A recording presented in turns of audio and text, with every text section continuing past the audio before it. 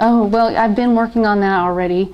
Trying to use innovation, the Facebook, I've reaching out to as many people as I can in Gilbert and letting them know, here I am, and I want to know you now, and then if I am elected, then you have access to me this way.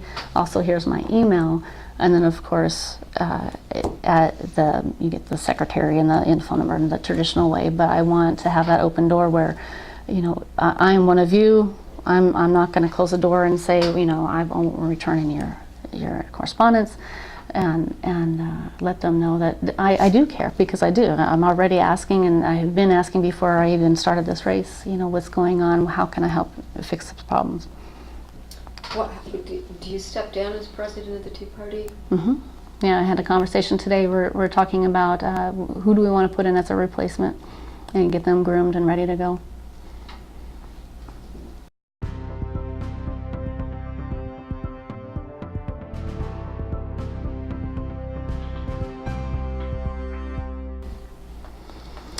Well, infrastructure as in, are you talking about attracting businesses here to our state, or? The physical infrastructure, roads, utilities, on and on.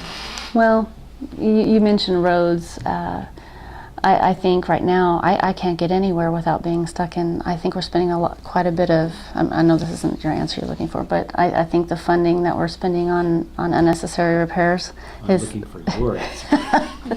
That's my frustration today. Is all this construction all through. I mean, do you know what I'm talking about on the north side of Gilbert and over into Mesa? You can't go. You have to go all the way around, and it's everywhere you turn. Now it's down in Tempe and. I recently was in California, and I've seen the roads in California, and of course those are awful. I don't know if you've seen those. They are not fixing the roads, and we obviously don't want to get to there, but I haven't seen the reason why we need to be spending all this money on fixing our roads when we have such a crisis in other areas. And so the roads issue, I'm not going to tell you I'm going to pour a bunch of money into creating new roads, because I think that right now, from what I see, it's fine. One of the things that Mr. Seale's educating us on is storage for natural gas. That there's an industry where we could be storing natural gas in our state, but because we don't have the funding, we can't start the project. The underground mining of copper, the same thing, and there's different industries that we could be investing in that we're not, and instead we're fixing roads that don't need to be fixed. So it's a lot of things that to me don't make sense, and I would take more of a common sense approach to saying, well, is this needed when we definitely need the solar, and we definitely need the natural gas, and these other industries that we could be bringing in and increasing and benefiting the state in the long term, and instead we're just doing busy work that's not necessarily appropriate.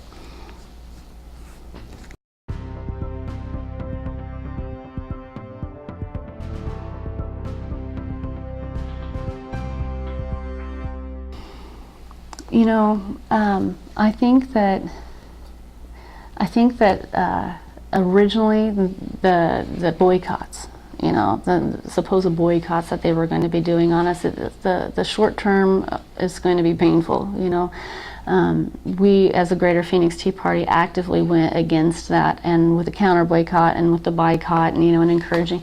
And I actually saw on MSNBC, which is quite liberal, a poll that they have taken about, do you support 1070? And I'm like, oh, here we go. What are we going to see when I vote on this?